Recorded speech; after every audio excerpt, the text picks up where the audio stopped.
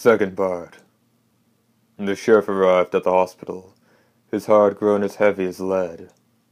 As he got closer to the hospital, it became clear that gravity was tugging at it harder and harder.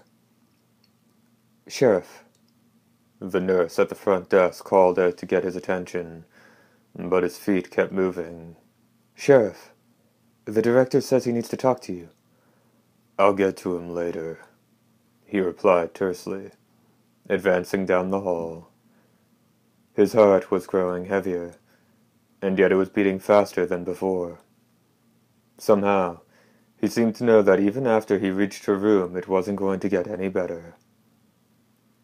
A number of nurses and patients stepped out of his way, almost as if frightened. When he reached her room, in half the usual time, he grabbed hold of the doorknob and found, much to his surprise, that the door opened easily. Not much had changed in the room. The bed and the curtains were still a part of that quiet, feeble darkness to which he had grown accustomed. Only Sybil was missing. His heart became a red-hot lump of steel. "Sheriff!" Someone called out down the hall. From the sound of the approaching footsteps, he knew who it was. The voice was that of a male nurse named Basil, who was widely known as the hospital's bouncer. The lawman turned toward the door to find Basil standing there with a forced smile. Two other men close behind him. The nurse at the front desk must have let Alan know he was there. That woman was a shrewd one. "Sheriff, the director." Krutz lunged forward. He easily got a grip on Basil's throat and, giving one easy breath, the sheriff lifted all 200 pounds of the strapping man off the floor with one hand. "Sheriff!" The powerful hands of the other two men grabbed hold of the lawman's arms and shoulders from both the fore and the rear.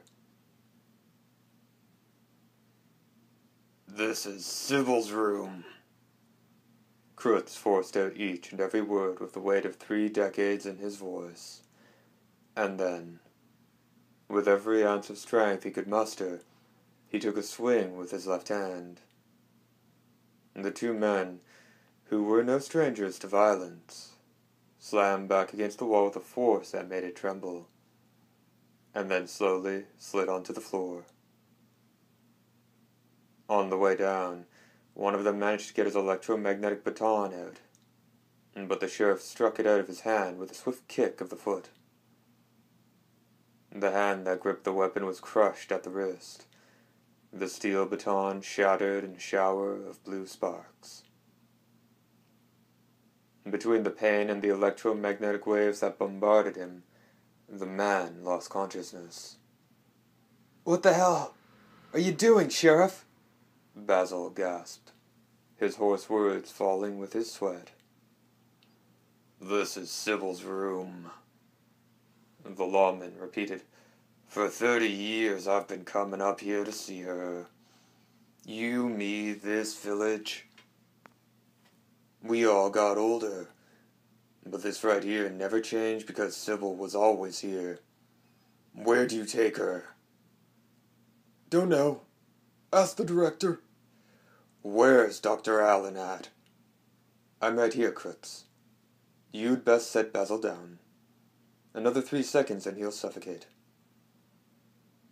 After the briefest hesitation, the sheriff released the man. "Don't try anything funny. I don't care how tough your boys may be, they're not in my league. That's why you need me." There was something about the last thing he'd said that lingered in his heart, but the sheriff soon put it out of his mind and asked about Sybil. "She's been transferred to someplace safe." "And what was so dangerous here?" "Now, don't get all hot under the collar," Dr. Allen said. "There's no immediate danger, however, we have to be prepared in case something crops up suddenly. You should come with me, Sheriff." The director turned then and stepped out of the room. motioning for the sheriff to follow. Out in the hall, a number of nurses and patients had formed a semicircle around the doorway. Just as the sheriff was about to turn around and leave the room, he lost consciousness and collapsed to the floor. Page break indicated by a small cross. Dee walked through familiar woods and darkness devoid of sound. It was such a quiet night that it almost seemed possible to hear the thin fog whisper as it drifted about. Even in this dream world, Dee wasn't sure if the fact that his footsteps failed to make any sound as he stepped on the grass was his own intention or not. In any case, he supposed Sybil would be waiting for him at the mansion. The iron gate stood in the moonlight as it always did. Dee halted. This particular evening, he might be an unwelcome guest. The man stood at the gate. Garbed in raiment like the very darkness, with his face covered from the nose down by a black scarf, he wasn't entirely unlike Dee. Two eyes set in skin redolent of bronze held Dee's reflected image. If the powerful emotion they were loaded with wasn't something special directed at Dee, then surely all he gazed upon must have been touched with fear. "Don't intend to let me in?" Dee inquired softly. "There's no point fighting here. Any duel decided in a dream can't be called a duel at all."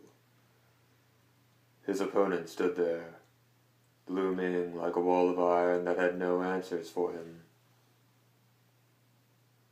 Like the mansion itself, you're just another one of the girl's creations. You led me here. You saved me. Now get out of my way. Go back, the man in black said, his scarf trembling slightly as he mouthed the words. The two of them gazed at each other, and both of the man's black-gloved hands went into motion. Bringing together a bow and a single arrow before his chest, the man drew the steel bowstring back with tremendous power and determination. It was clear that no matter how fast Dee might move, they were too close for him to evade a shot. Go back. The man in black ordered him once again. Is there already another guest at the mansion? Or is another one on the way?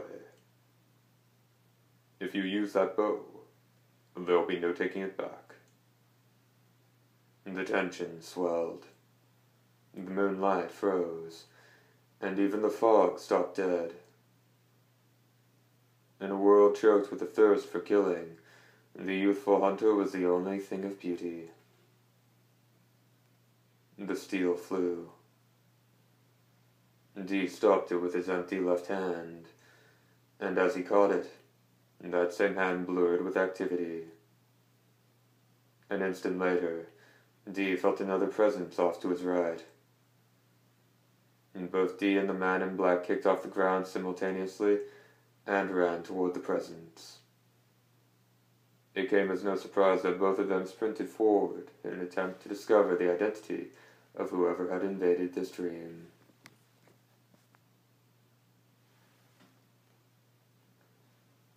In the next instant, black lightning shot from the treetops as the two men as they sprinted toward it side by side. The two figures quickly split to the left and the right of the lightning bolt.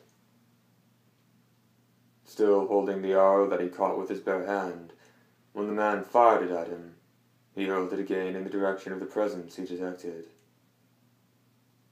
Apparently, that foe then hurled it back again. There was no blood on it. Did those who lived in this world of dreams even have flesh and blood in the first place? No. This was the dream of a young lady who slept ever on. Suddenly, the man in black pulled out ahead of the hunter. As he was a part of this world, it was only natural that he raced into the thicket with a speed Dee couldn't match.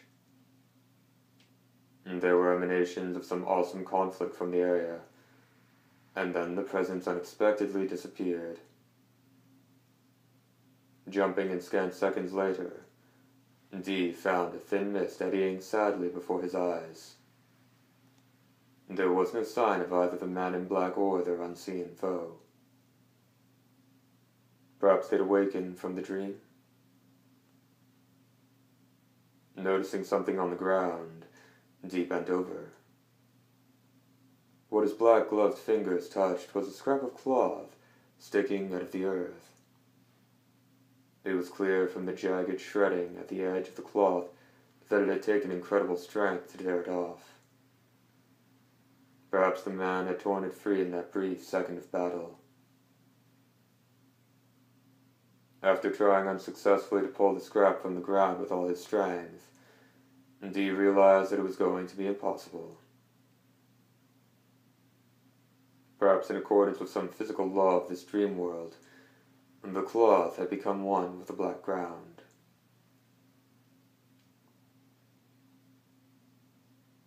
Drawing a slender dagger from his belt and cutting off the corner of the cloth, Dee left the thicket. Where had the two of them disappeared to? Were they engaged, even now, in supernatural battle without end in some other unimagined world? There were any number of things that should have occupied the hunter's thoughts, but he seemed aloof as he turned back toward the road. Perhaps the man in black had urged Dee to go back, because he was expecting an intruder. Tonight it seemed, at the very least, that the man harbored no animosity toward the hunter. As always, the mansion towered majestically in the blue light. Suddenly, Dee heard the most bizarre groaning. At first appearing to emanate from the highest heavens, and then seeming to originate from the depths of the earth, a sound that stopped him dead in his tracks as soon as it reached him. Human groans. The groans of a woman. Without a sound, Dee leapt back. The thin fog rising around his chest trembled, shook with regret. Dee surveyed his surroundings. There was no change. A band of white wove plaintively in and out of the grove. Only the fog to the fore was clearly heading toward him, in defiance of the rules of this world. Surely he'd be able to elude it. However, if the fog's purpose was to cut off the area between Dee and the mansion, it would have to keep pushing him back indefinitely. Was this fog born after hearing the scream in the stream? Dee muttered. The fog kept closing in on him. Dee didn't move. His field of view became obscured by a world of purely white. Was it coming? Even after the fog receded, trailing tails of white behind it, Dee continued to stand in the same spot for a short time longer. Awash in blue light, the mansion showed no signs of being any different. Neither cautious nor hurried, Dee passed through the iron gate. Advancing a few steps, the hunter heard the gate shut behind him. "This is dangerous business," his left hand said in a hoarse voice. "There's something funny here. You can't be too careful." Once inside the mansion, Dee caught sight of a figure in white at the center of the hall and halted. It was Sybil. Along with her white gown, she wore a sorrowful expression that she cast down at the floor. Even a sad dream was still a dream. "My travels aren't particularly urgent, but it's getting to be a bit boring going to the same place every time I sleep. Today you're going to explain what you want with me."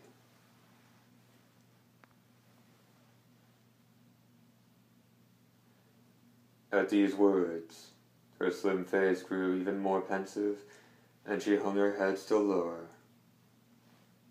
Her shoulders were shaking, and the trembling grew more intense. From beneath that downturned face, sobs trickled out. No, it wasn't sobbing. It was laughter. With Dee standing right there, the girl began roaring with laughter as if she were completely deranged. Slowly, the whole mansion warped. Wow, looks to me like that fog earlier didn't belong here after all. The hoarse voice said with what sounded like admiration. So, is this a dream within a dream? Or some other dream invaded the place? Whatever the case, it ain't good. Okay, now, how do we get out of here?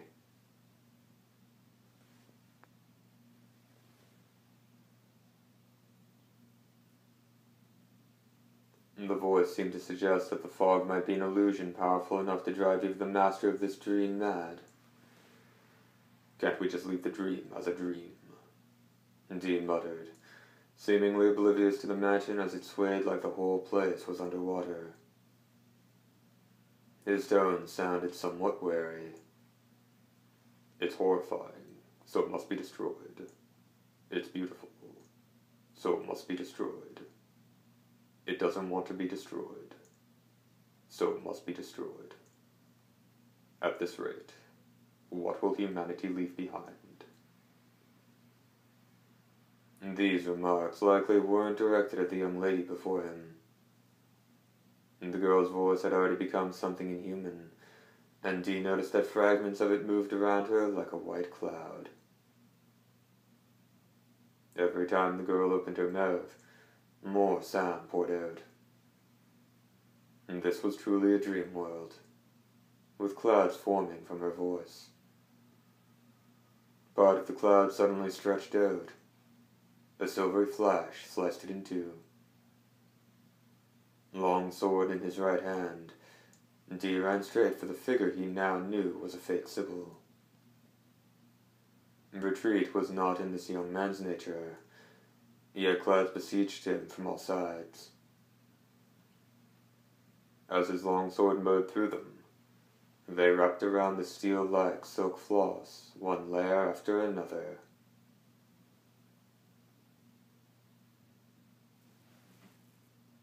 With the girl right before him, Dee made a swipe with his long sword.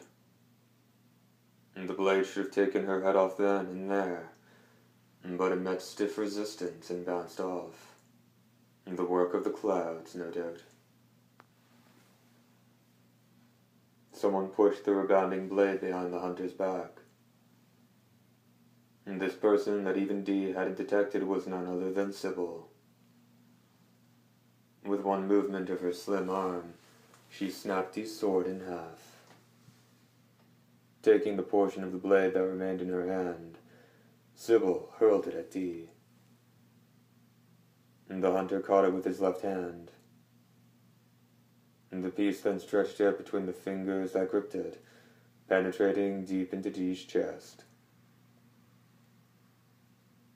Sybil grinned deviously, but her face stiffened. And surely at that very instant she was witnessing Dee's left hand slowly extracting the bizarre shard of his blade. Perhaps this young man wasn't subject to anyone's control, not even in their dreams. Having extracted the shard that had been poking all the way out of his back, Dee made a leap at this foe in the form of Sybil. In midair, his pose was disrupted. The floor he'd been standing on stretched like rubber, clinging to him and pulling him back. Scattering clouds of white from her smile all the while, the fake Sybil turned from Dee and retreated toward the far reaches of the mansion. Still in that awkward pose, Dee hurled his fragmented blade in her direction. Howling through the air, it went into the slim figure through the nape of her neck and jutted out through her windpipe, nailing the girl's body to the wall. Feeling the pulsing of the floor beneath his boots like the beating of some vile heart with his every step, Dee walked toward the fake Sybil. Red blood stains were quickly spreading across the back of her white dress, almost like predefined shapes, and the stains welled up from the very fabric of the gown like roses opening their petals. No, they actually were roses, and her gown wasn't the only thing that was blooming crimson buds. Red roses welled up on various parts of her body, until each and every one of them blossomed in a riot of huge roses that covered every inch of her. Dee didn't so much as raise an eyebrow at these weird proceedings, but surely his eyes caught the next eerie transformation to the girl's flesh. A number of black lines burst out of her body in different places, stretching out in all directions, sinking into the floor, walls, and ceiling. Yes, they sank in. Everything in the mansion lost its shape, growing soft as watery paint and swallowing the vines that grew from the girl. But did Dee realize what it all meant? As he calmly looked over his shoulder, countless vines were spreading back out of the walls and ceiling, intersecting and forming a fine lattice that, in the blink of a human eye, managed to completely contain the hunter. Tearing his boots free of the sticky floor, Dee went over to the closest lattice, put his left hand and both feet against the center of it, and then leaned his body against it. His brow crinkled ever so slightly. The lattice of thin vines had grown needle-like thorns that pierced his hands and feet. Ah! This is the real thing. Though the hunter's left hand may have overstated the case, it was clear the pain from this was real. And the blood running out of him was real, too. The dream's reality. In which case, a death in a dream might be a death in reality. And the walls began sliding closer, and the ceiling lowered, and the floor slowly rose. As the walls reached the body of the fake Sybil still nailed to the wall, she melted away. In less than 10 seconds, the three-dimensional jaws of death would make contact with Dee. The dagger glittered in Dee's right hand. The blade was brought down with all the power he possessed, and sparks shot out as it bounced off the surface of the vines. Looks like we're cornered. The hunter's left hand moaned almost nonchalantly. Why don't you try swallowing the ceiling or one of the walls? Dee asked softly, although he sounded as if he was talking about having a cup of tea. This was, of course, a grave matter that could mean the difference between life and death. You've gotta be joking. You think you can just drink a dream? If I did that, then everything would just turn to dreams. Okay then, the hunter replied. What do you do? What happens if you die in a dream? I don't know. The left hand said. And wouldn't you know it, there's no dead folks around to ask. And why don't you try asking the one who made all this in the first place? You know who. Giving no reply to that, Dee reached into his coat with his right hand. Dying in a dream. That would be an interesting experiment, but we can't do that. As he spoke, his right hand was thrust toward the sky.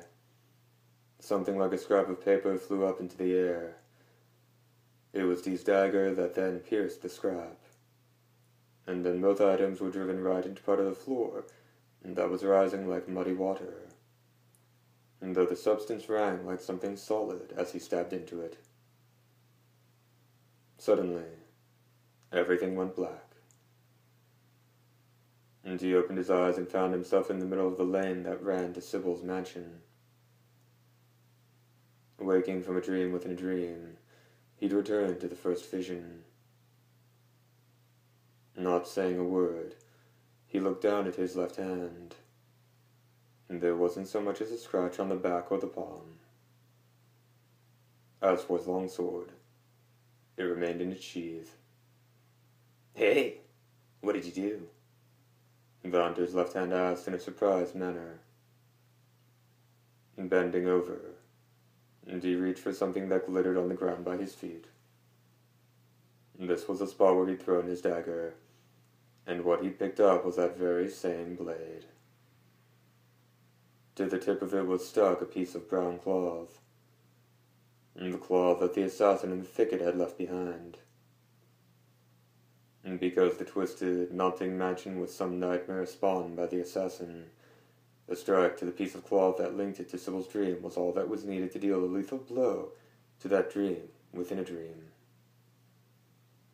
Nevertheless, waking from one dream into another was quite strange. "What do you do now?" The voice asked. Dee began walking. In his dreams, just as in reality, the young man's steady pace was always the same. Second part, end.